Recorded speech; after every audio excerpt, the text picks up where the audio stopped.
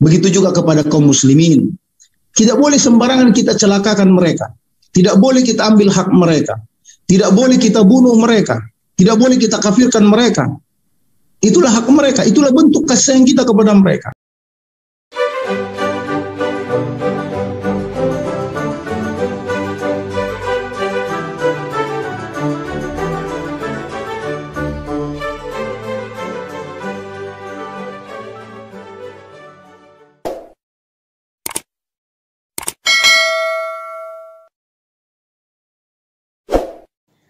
Halo saudara-saudaraku yang terkasih di dalam Tuhan, bertemu kembali dengan saya Rina Solihin dalam channel Rina Menjawab.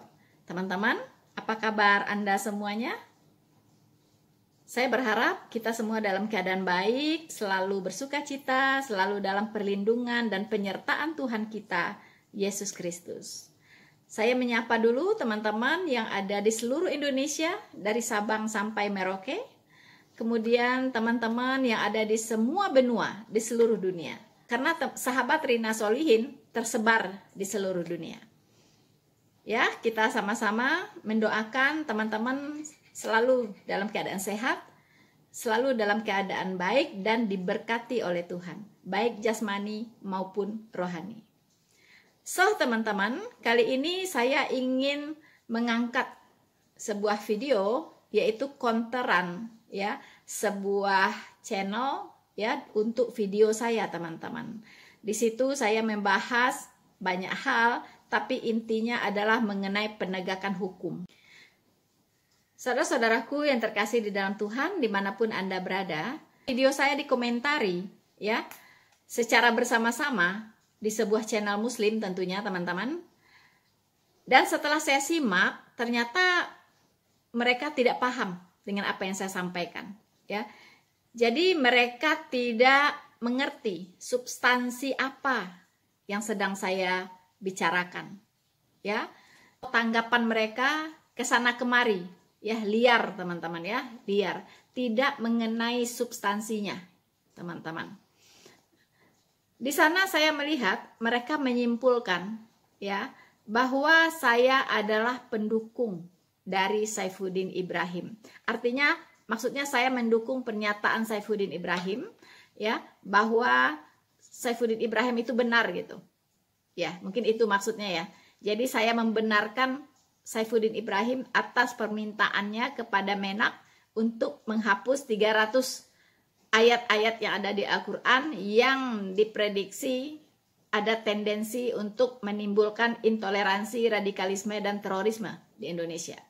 Nah, jadi saya membahas itu, ya, dan mereka menyimpulkan demikian, seolah-olah, ya, mereka mengatakan bahwa saya ini adalah pendukung dari Saifuddin Ibrahim. Wow, ya, itu kesimpulan yang sangat-sangat gegabah dan ngasal, ya, tidak berdasar, ya, teman-teman. Karena dalam video itu dari awal sampai akhir kalau disimak, saya tidak pernah mengatakan bahwa saya setuju, ya, dengan apa yang dikatakan oleh Bapak Saifuddin Ibrahim. Tidak ada. Teman-teman boleh cek, ya. Saya tidak ada satu kata pun mengucapkan bahwa saya setuju terhadap Saifuddin Ibrahim. Tidak ada. Itu hanya opini mereka, kesimpulan mereka sendiri secara subjektif. Begitu, ya. Nah, teman-teman, mungkin Anda tahu, ya, bahwa saya ini sangat getol mengkritisi ketidakadilan yang ada di negara ini. Ya, saya sangat getol mengkritisi, ya, kehidupan umat beragama yang masih jauh dari yang namanya kehidupan yang damai, ya, kehidupan yang toleran, begitu kan? Kehidupan yang saling menghargai, ya, yang saling mengasihi, itu masih jauh di sini. Jujur, ya. Mungkin kalau Anda mengatakan bahwa di Indonesia ini, ya, kehidupan umat beragama aman-aman saja, damai-damai saja, itu Anda berdusta. Anda tidak mau membuka mata dan telinga Anda dengan apa yang terjadi. Ya. Berapa banyak gereja-gereja yang disegel? Hari ini saja itu ada gereja AKBP di Ranca Ekek, itu disegel oleh sekelompok orang. Saya tidak tahu apakah orang ini punya otoritas untuk menyegel-nyegel gereja itu. Ya. Kalau gereja itu tidak atau belum keluar izinnya, itu yang berhak menyegel tuh bukan orang-orang kelompok orang ini, tetapi adalah dinas ya terkait begitu. Ya. Jadi dan belum lagi hari ini saja, dalam beberapa hari ini saja, itu saya juga terkaget-kaget teman-teman. Di mana Densus 88 menangkap beberapa teroris di berbagai tempat. Itu di mana teman-teman? Di Sumatera Barat. Bayangkan. Bahkan di desa yang saya tahu gitu. Ya. Di Payakumbuh, ya kan? Di tanah datar. Wow, Sumatera Barat. Teman-teman. Ya. Dan ini mereka menutup mata dan mengatakan bahwa kehidupan umat beragama di Indonesia ini baik-baik saja. Itu Anda berbohong. Ya, Anda tidak mau mengakui kenyataan yang ada. Saya mengerti tidak semua muslim ya radikal, tidak semua muslim intoleran, dan tidak semua muslim setuju dengan terorisme. Nah, ya, tidak semua. Banyak juga muslim yang sangat toleran, banyak juga muslim yang bisa menghargai keyakinan orang lain, tapi juga banyak yang sudah tercemar, teman-teman. Ya. Ketika saya mengatakan kepada seseorang bahwa Densus 88 sudah memasuki wilayah Sumatera Barat, ada yang mengatakan dia tidak percaya kepada Densus 88. Bayangkan, tidak percaya kepada Densus 88. Ya. Jadi percayanya ke siapa? Ke teroris. Itu sangat disayangkan. Ya, sangat disayangkan. Semoga tidak semua ya, tidak semua umat muslim pemikirannya sudah kacau begitu. Ya, teman-teman, tidak tahu lagi siapa kawan, siapa lawan. Ya. Jadi di video ini mereka menuduh saya bahwa saya itu adalah pendukung Saifuddin Ibrahim. Mereka seharusnya tahu bahwa saya ini seorang nasionalis. Ya, saya seorang nasionalis dan saya sangat perhatian terhadap segala sesuatu yang terjadi di negara ini. Terutama dalam hal penegakan hukum yang adil di negara ini. Kemudian terhadap kehidupan umat beragama yang kita rindukan, yaitu yang toleran, yang damai, aman, sehingga negara kita ini bisa sejahtera, bisa makmur, bisa maju. Itu yang kita rindukan. Jadi setiap hal yang seharusnya tidak terjadi, itu kita harus bahas dengan tujuan untuk memberikan masukan, untuk mengoreksi apa yang salah. Jadi tidak bisa kita diam saja, kita biarkan ya apa yang terjadi ya diam aja cicing gitu kan? Tidak bisa. Ya. Saya sangat mengkritisi itu. Begitu. Karena saya mau Indonesia ini menjadi negara yang damai, menjadi sorga bagi rakyatnya sendiri. Tidak boleh ada rakyat yang merasa asing di negaranya sendiri, ya, diperlakukan secara tidak adil, teman-teman. Ya. Saudara-saudaraku yang terkasih di dalam Tuhan, saya tidak akan menanggapi semua komentar mereka, ya, semua komentar mereka ngerumpi. Kalau saya bilang banyak sekali mereka itu, ya, mereka itu banyak sekali begitu. Nah, jadi saya katakan sekali lagi, saya tidak pernah mengatakan setuju, ya, dengan Saifuddin Ibrahim. Catat itu, ya, jangan sembarangan ngomong, ya. Nah, saya memang membahas tentang pernyataan Saifuddin Ibrahim dan saya katakan saya akan mencoba netral, ya. Saya akan membahas secara proporsional, tidak memihak. Itu di awal sudah saya katakan, ya. Dan tidak ada pernyataan bahwa saya setuju dengan Saifuddin Ibrahim. Kalau Anda mau tahu, ya, semua hal yang menyebabkan pertikaian di dalam masyarakat, saya tidak pernah setuju. Karena itulah saya menjadi apologet Kristen. Untuk itu saya menjadi apologet Kristen, teman-teman. Ya, saya sih tidak setuju dengan ustadz-ustadz yang suka berkoar-koar menyerang kekristenan di media sosial. Tidak suka. Ya. Kemudian saya juga tidak suka ada Kristen yang membahas agama-agama orang lain atau murtadin membahas agamanya yang lama. Saya juga tidak suka. Ya, makanya saya banyak menghimbau kepada teman-teman saya supaya belajar Alkitab semaksimal mungkin. Belajar Alkitab sebanyak-banyaknya. Belajar doktrin yang benar. Supaya apa? Supaya bisa mengcounter ustadz-ustadz ini ya dengan baik. Tetapi tidak pakai kitab mereka, melainkan pakai firman Tuhan yang ada di Alkitab. Itu prinsip saya dari awal.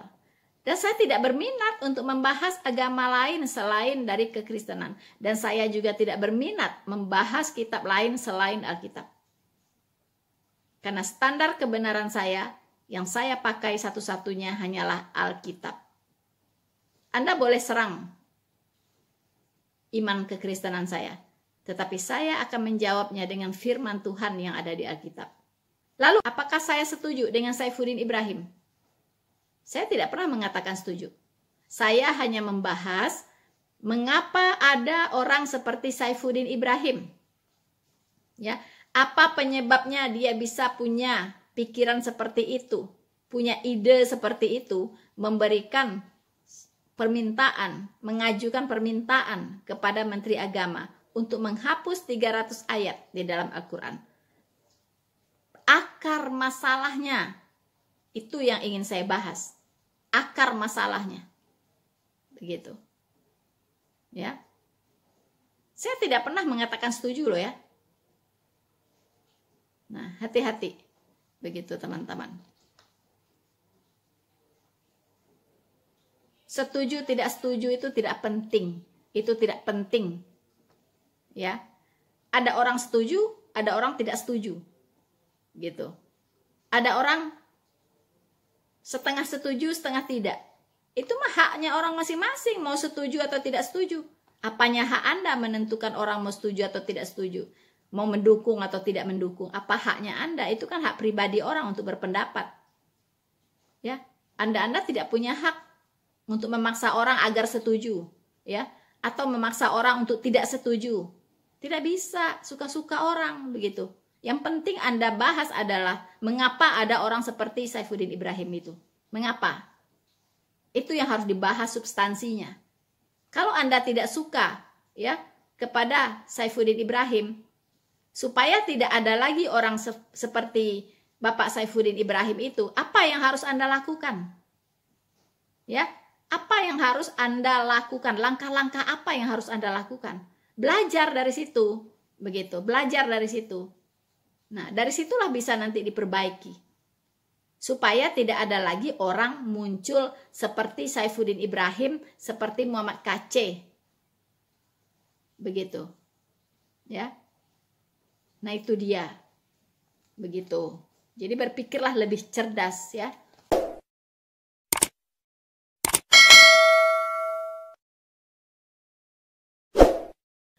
Kemudian ada yang mengatakan ya, bahwa saya harus melihat sikapnya PGI, Persekutuan Gereja Indonesia. Ya. Siapa yang mengharuskan saya harus melihat kepada sikapnya PGI? Siapa yang mengharuskan saya? Tidak ada, ya. Secara pribadi saya berhak memiliki sikap. Saya berhak memberikan pandangan. Ya. Saya berhak untuk memberikan penilaian. Karena saya warga negara Indonesia. Ya. Kalau saya orang asing, bisa jadi Anda berkata begitu. Saya adalah warga negara Indonesia. Dan saya punya hak untuk mengeluarkan pendapat. Itu dilindungi secara hukum. Sejauh pendapat saya tidak menyeru-nyerukan orang untuk melakukan kejahatan. Anda mengerti? Tidak memprovokasi orang, ya. Besok nih kita harus bawa golok, kita berdiri di depan istana presiden, ya. Nah itu baru nggak boleh seperti itu, begitu. Tapi kalau memberikan penilaian terhadap sesuatu, berpendapat, mengeluarkan pikiran, ya, itu adalah hak asasi manusia, bahkan hak pribadi seseorang warga negara, dan itu dilindungi secara hukum, kebebasan mengeluarkan pendapat. Oke? Be smart. So, teman-teman, mereka menyatakan ketika saya membahas sedikit tentang radikalisme dan terorisme, ya. Katanya,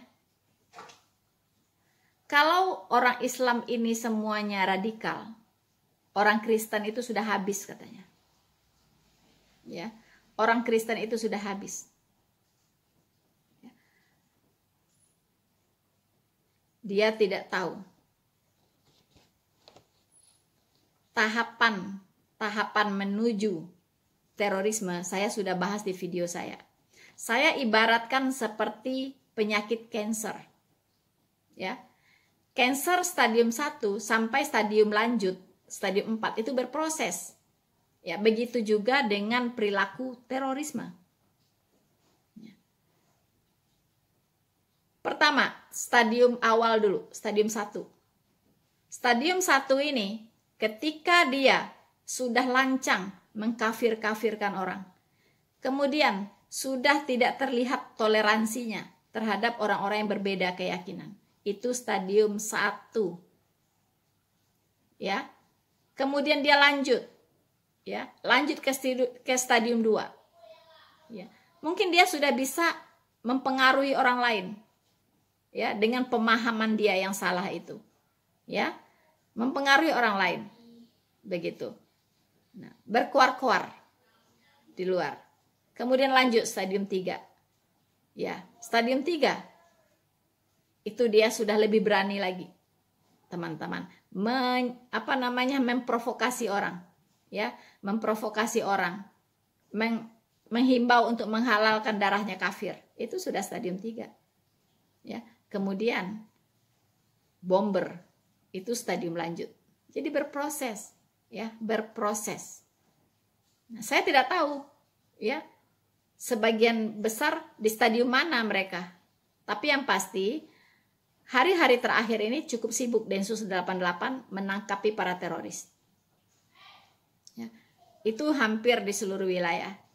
Dulu Sumatera Barat tidak mengenal terorisme. Ya, sementara 300 ayat itu ada di Al-Quran. Saya sudah pernah singgung. 300 ayat itu ada di Al-Quran. Tetapi mengapa dulu sebelum tahun 90-an, ya, 1990-an begitu, Indonesia ini masih adem, ya, masih nyaman, masih enak, ya, hubungan antar umat beragama masih bagus, ya kan, toleransi masih tinggi. Mengapa? Karena belum masuk orang-orang yang membawa ajaran-ajaran radikal ke Indonesia ini, ya, atau mereka orang-orang ini belum terkontaminasi, ya, terkontaminasi oleh ajaran-ajaran radikal. Ade Armando mengatakan bukan ayatnya yang salah, tapi penafsirannya yang salah. Saya katakan, jadi sekarang siapa yang bertanggung jawab untuk penafsiran ini? Bagaimana caranya supaya semua Muslim Indonesia menafsirkan ayat-ayat Al-Quran yang benar? Kalau memang, ya, teroris itu sudah menyimpang dari kebenaran Al-Quran, saudara-saudaraku yang terkasih di dalam Tuhan, salah satu dari mereka berkomentar bahwa mereka juga tidak suka dengan teroris. Good, saya apresiasi, ya. Dan dia mengatakan bahwa teroris itu adalah orang-orang yang bergabung dengan NII ya. Yang menganggap bahwa Indonesia ini negara togut, ya kan? Kemudian mereka juga tidak sholat, ya. Dan banyak hal lah yang mereka ceritakan tentang NII. Nah, mereka tidak setuju dengan NII yang memproduksi terorisme. Good. Tapi pertanyaan saya, apa yang akan Anda lakukan untuk mengatasi terorisme di Indonesia sebagai seorang Muslim? Apa yang ingin Anda lakukan? Itu yang saya ingin tahu sebenarnya. Langkah-langkah apa yang bisa Anda lakukan untuk mengatasi radikalisme, intoleransi di Indonesia? Ya, mengatasi terorisme juga di Indonesia. Apa? Bisa Anda katakan Anda tidak setuju dengan terorisme? Anda tidak setuju dengan terorisme. Tetapi apa yang Anda lakukan untuk mengatasi itu? Apa?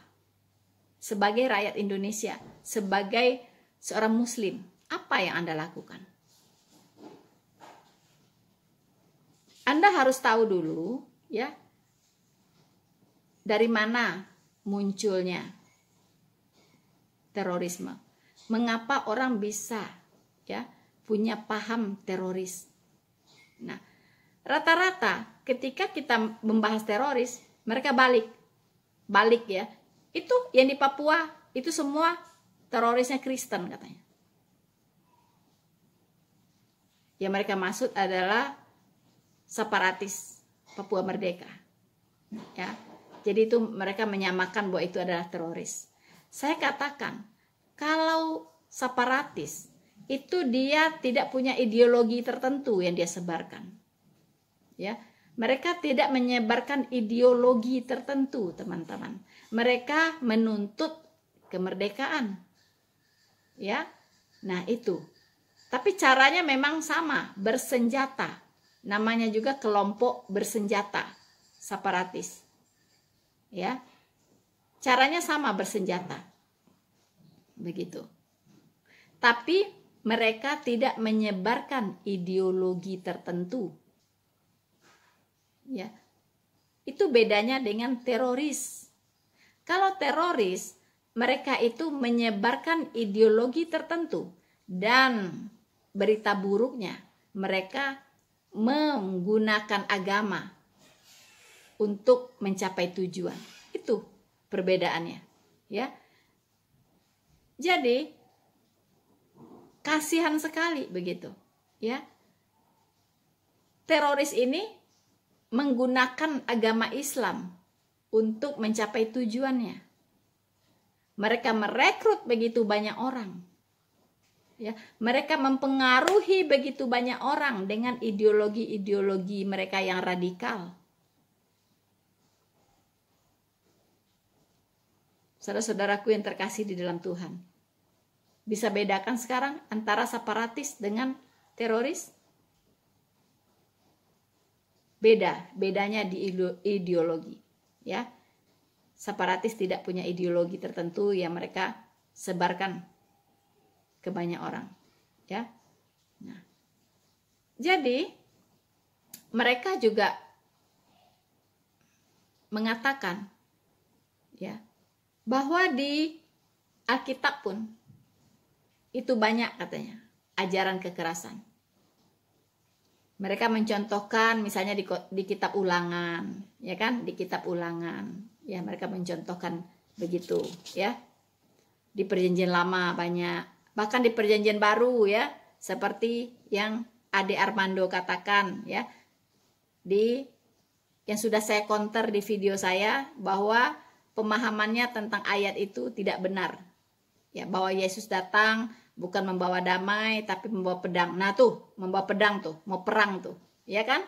Nah, itu sudah saya counter khusus, ya, untuk Ade Armando. Bahwa yang dimaksud pedang di sana adalah pedang roh, yaitu firman Tuhan. Ya. Kemudian dia mengangkat lagi ayat yang lain di Perjanjian Baru, ya. bawalah mereka ke sini dan bunuhlah mereka di hadapanku ya. Nah, itu juga salah. Ya, itu adalah perumpamaan yang diucapkan oleh Tuhan Yesus. Itu berbicara tentang seorang raja yang jahat. Raja yang keras. Ya. Jadi bukan bicara tentang Tuhan Yesus. Tuhan Yesus tidak pernah mengatakan bahwa dia mengatakan seperti itu, begitu. Silakan Anda silakan masuk ke video saya ya yang mengcounter Ade Armando. Nah, di sana Anda akan mendapatkan penjelasan yang lebih detail ya tentang ayat-ayat yang dimaksud, dan intinya itu salah paham semua. Kesalahpahaman semua. Lalu bagaimana dengan Perjanjian Baru? Ade Armando mengatakan bahwa semua agama itu punya ajaran kebencian. Termasuk juga di Injil gitu ya. Makanya dia mengangkat 2 ayat. Nah, itu sudah saya counter, teman-teman. Ya, silakan lihat video saya khusus mengcounter Ade Armando. Bahwa dia itu salah paham dalam membaca ayat. Ya, tidak lihat konteks. Ya, jadinya gagal paham. So, saudara-saudaraku yang terkasih di dalam Tuhan, mereka juga mempersoalkan bagaimana dengan di Perjanjian Lama. Itu juga ada ya ayat-ayat yang menyuruh membunuh. Nah, baik, saya akan jelaskan untuk Anda semua. Mungkin banyak di antara teman-teman juga yang belum paham ya, mengapa ada di Perjanjian Lama itu perintah untuk membunuh. Seolah-olah Tuhannya orang Kristen itu seolah-olah Tuhan di Alkitab itu kejam ya. Juga memerintahkan membunuh orang. Teman-teman, kita harus tahu bahwa di zaman Perjanjian Lama ya, itu adalah zaman sakral society, di mana bangsa Israel dipersiapkan oleh Allah untuk menjadi imam di muka bumi bagi seluruh bangsa di dunia ini ya.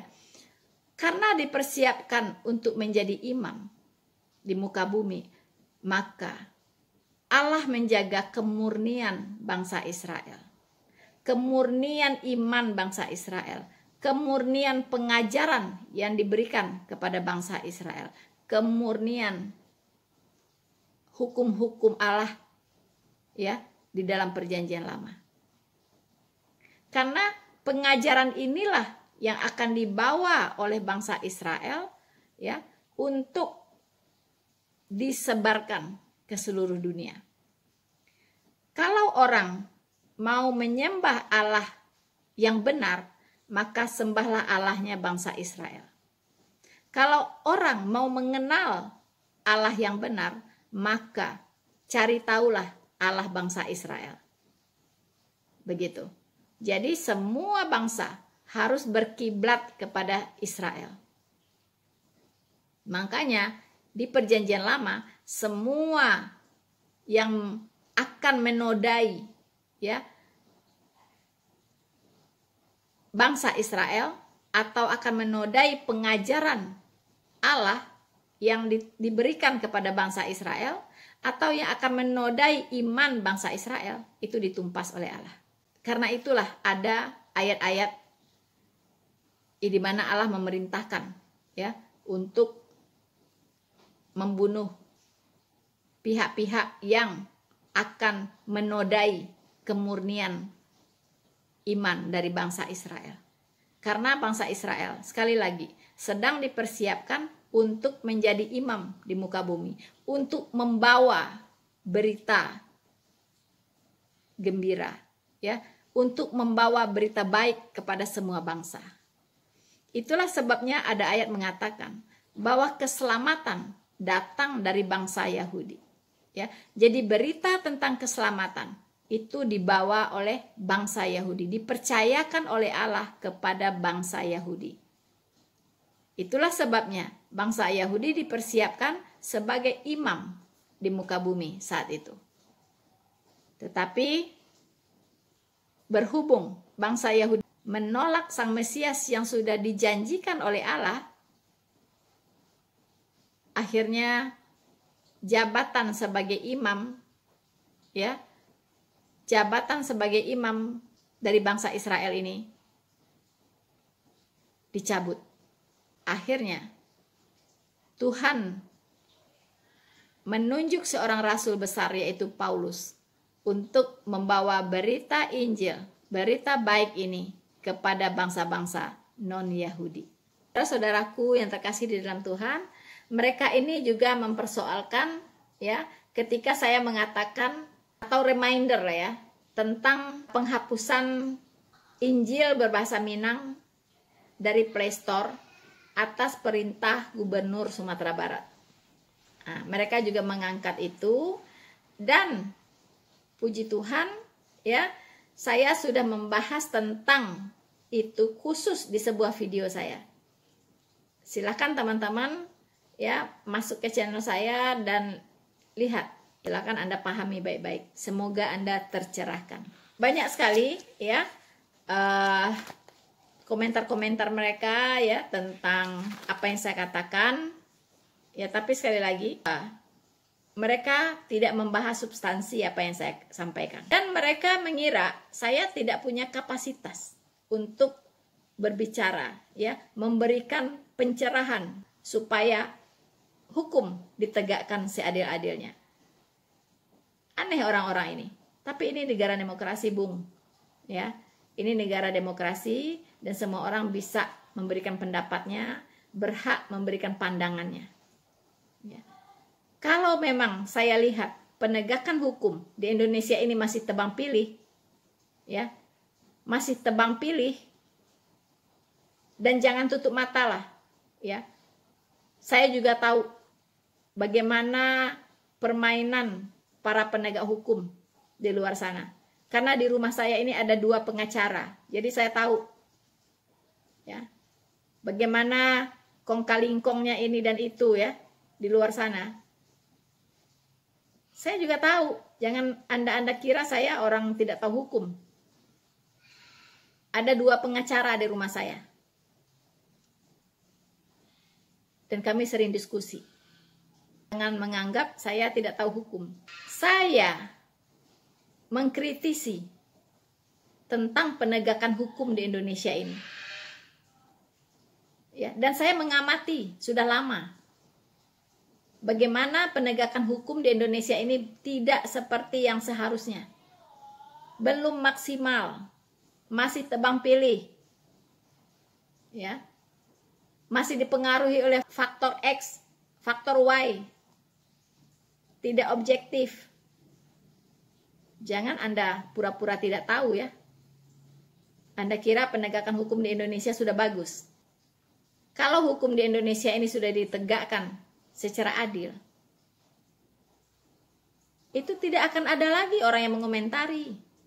Ya, tidak ada lagi, untuk apa dikomentari kalau dia sudah adil begitu. Ya. Jadi kalian ini kayaknya pura-pura budak atau pura-pura tidak tahu, ya, dengan masalah-masalah hukum yang terjadi di sini, penegakan hukum yang ada di Indonesia ini. Bukan berarti saya tidak menghargai. Saya justru menghargai, tetapi kita juga harus mengkritisi. Supaya apa? Supaya kedepannya menjadi lebih baik. Seperti undang-undang penistaan agama. Itu banyak yang disasar, itu non-muslim. Ya. Yang muslim banyak yang tidak tersentuh. Seperti Abdul Somad. Kalau tidak ada Abdul Somad, tidak ada orang seperti MKC. Begitu. Ya. Yahya Waloni, Kainama, Irene Handono. Ya. Banyak lagi. Sederet daftarnya. Itu di video saya semua, hampir semua sudah saya counter mereka itu. Silahkan aja dilihat satu-satu. Kalau undang-undang penistaan agama memang ditegakkan, kenapa mereka dibiarkan? Dan bahkan kalian-kalian ini, ya, yang grup Rumpi ini, itu nggak ada tuh yang mengkritisi ustadz-ustadz kalian yang suka menyerang kekristenan. Mana ada? Saya belum pernah mendengar ya Muslim-Muslim ini mengkritisi ustadz-ustadznya yang doyan menyerang kekristenan. Bahkan mereka menikmati, coba ya, bisa terbahak-bahak mendengarkan Yahya Waloni ya menista agama Kristen. Nanti mereka bilang, oh itu yang Yahya Waloni katakan itu kan semuanya sesuai dengan Alkitab. Sesuai dari Alkitab dari Hongkong. Kalau sesuai Alkitab, untuk apa saya counter?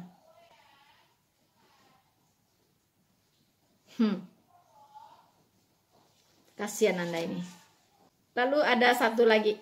Ada komentator, entah itu orang Malaysia, entah orang Indonesia, pokoknya bahasanya kayak bahasa Malaysia gitu.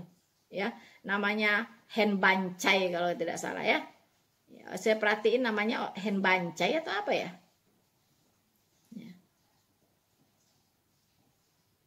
Ini memang bahasanya itu kurang sopan ini orang ini. Kayak orang tidak berpendidikan ya. Seperti orang tidak berpendidikan. Preman pasar atau apa Anda ini?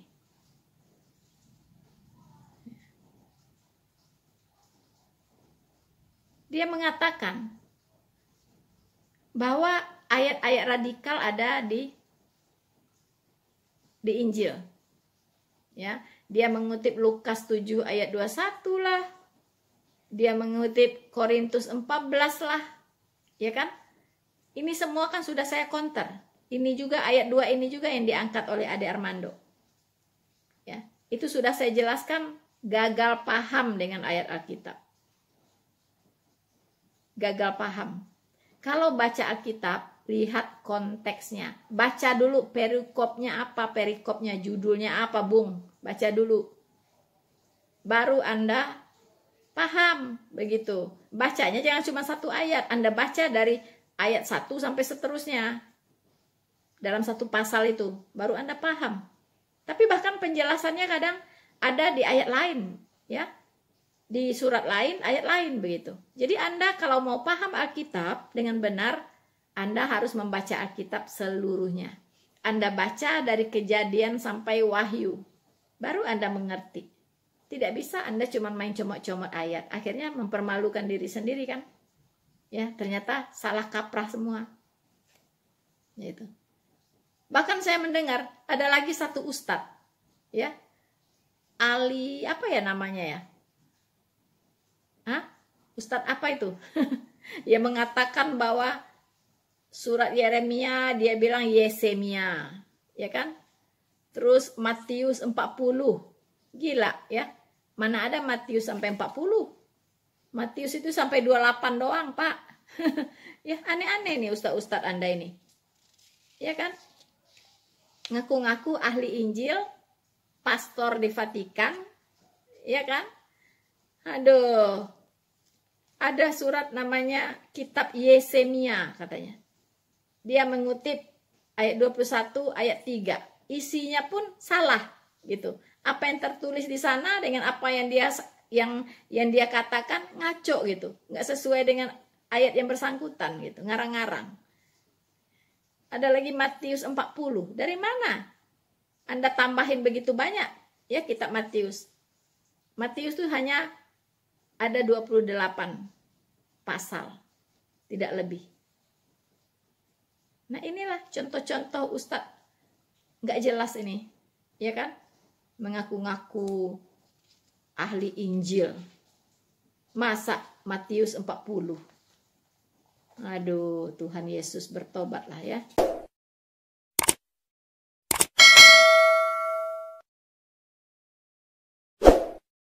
Kemudian ada satu perempuan, katanya orang Padang, ya, mengatakan saya bukan orang Minang.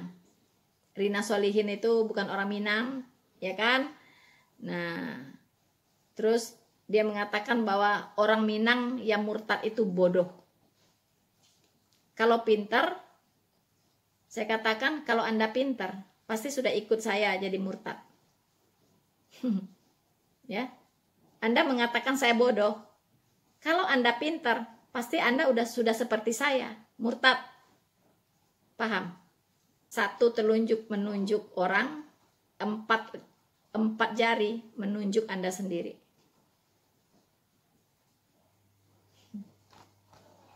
Jadi saya juga bisa mengatakan Anda bodoh menurut pengetahuan saya, ya, menurut pemahaman saya. Anda mengatakan saya bodoh, itu menurut pemahaman Anda kan. Tapi menurut pemahaman saya, Anda itu yang bodoh. Kalau Anda pinter, sudah ikut saya jadi Kristen. Anda banyak belajarlah dari video-video saya. Pasti Anda akan jadi pintar. Halo, Mr. Bancai, ya. Supaya Anda lebih pintar sedikit, ya. Jangan asal bacot, ya. Saya akan memberitahu Anda tentang peraturan perempuan dan laki-laki di dalam berjemaat, ya. Anda katakan saya tidak sopan berbicara, ya, tidak sopan berbicara di depan umum, ya, seperti inilah, ya. Di YouTube ini saya tidak boleh bicara seperti ini, begitu, ya, karena perempuan menurut Anda, karena Anda udahlah gagal paham semua, ya, kalian itu, ya. Janganlah kutip-kutip ayat Alkitab hanya mempermalukan diri sendiri, mendingan diam atau belajar dulu yang benar baru ngomong, oke? Nah, untuk memberikan Anda pencerahan, Bancai, saya akan membacakan, judulnya adalah mengenai sikap orang laki-laki dan perempuan dalam ibadah jemaat. Catat, ya, Bancai catat. 1 Timotius 2 ayat 11. Catat, agar lain kali Anda tidak ngebacot lagi sembarangan, ya. Ayat 11. Seharusnya lah perempuan berdiam diri dan menerima pengajaran dengan patuh. Aku tidak mengizinkan perempuan mengajar dan juga tidak mengizinkannya memerintah laki-laki. Hendaklah ia berdiam diri. Karena Adam yang pertama dijadikan, kemudian barulah Hawa. Oke, jadi wanita tidak boleh berbicara atau mengajar atau berkhotbah itu dalam konteks pertemuan jemaat. Di luar pertemuan jemaat boleh, bahkan mau jadi presiden boleh, mau jadi menteri boleh. Oke? Tidak ada larangan. Tetapi di dalam jemaat, perempuan tidak boleh jadi pendeto, ya, tidak boleh jadi gembalo, ngerti? Ngerti? Ya, lain kali jangan diulangin lagi ya, bodohnya itu, ya. Bancai. Ini Bancai ini mulutnya kurang ajar juga kalau ngomong, gak sopan. Teman, dari semua mereka mengomentari video saya, tapi memang Tuhan itu luar biasa, ya. Di akhir video mereka ini ada seorang, tapi kalau saya lihat dia seorang ustadz, dia mengatakan dia dari Aceh, dia memberikan wejangan terhadap mereka ini semuanya, ya. Jadi ustadz ini sudah mewakili saya sebenarnya, apa yang mau saya katakan tentang mereka, ya. Luar biasa ya Tuhan kita, teman-teman, ya. Habis tahu tampil seorang dari Aceh, dan dari pemikirannya, ya, dari pemaparannya, ini saya kira kalau semua orang Islam seperti ini, negara kita sudah maju, ya. Untuk itu kita akan mendengarkan sedikit wejangan apa yang diberikan oleh ustadz ini yang dari Aceh ini terhadap mereka semua yang ada di grup ini. Ini adalah, saya bilang ini closing statement untuk mereka, ya. Mari kita dengarkan, teman-teman. Assalamualaikum, perkenalkan saya mungkin baru join di grup ini yang penuh dengan keberkahan ini. Saya dari Aceh, ya. Cuman saya mungkin sedikit berbicara tentang dari sisi pandangan agama ya. Boleh tidak ya? Silakan Bang, ada poin aja. Kalau dari sisi hukum mungkin banyak para pakar hukum di sini ya, tapi mungkin saya akan melihat dari sudut pandang agama apa yang saya pahami. Pertama-tama, tentunya kita juga tidak bisa menafikan adanya seperti kalimat khawarij dalam Islam. Khawarij itu adalah sempalan memang yang ada dalam Islam, yaitu orang-orang yang memang selalu jadi benalu di tengah Islam, sebagaimana kata Nabi SAW, yaqtuluna alal Islam wa yatrukuna ahlal awsan. Mereka ini ciri-cirinya dikatakan Nabi SAW adalah mereka membunuh orang-orang Islam dan mereka membiarkan orang-orang selain daripada Islam, penyembah-penyembah berhala. Nah, kalau kita lihat itu ciri-cirinya, banyak memang kelompok itu di dalam Islam, saya Muslim, seperti ISIS misalkan. Nah, mereka adalah orang-orang, kalau kita melihat jumlah persentase orang yang terbunuh di tangan mereka itu justru kebanyakan orang Islam, bukan orang non-Islam sebenarnya. Karena mereka menganggap bahwasanya selain orang-orang yang tidak mengikuti pola pikir mereka adalah kafir yang harus dibunuh.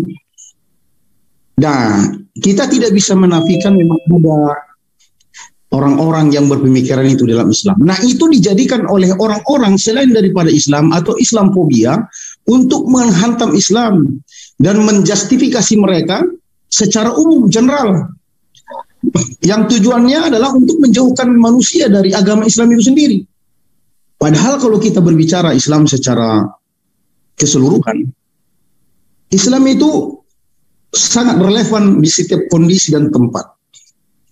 Dan Islam itu sendiri tidaklah mengajarkan kecuali kasih sayang. Bayangkan dalam satu hadis disebutkan Nabi SAW, irham man fid dunya, sayangilah seluruh makhluk yang ada di dunia ini. Yarhamkallahu man fis sama, niscaya Allah Subhanahu wa taala dari langit ketujuh akan menyayangi kalian.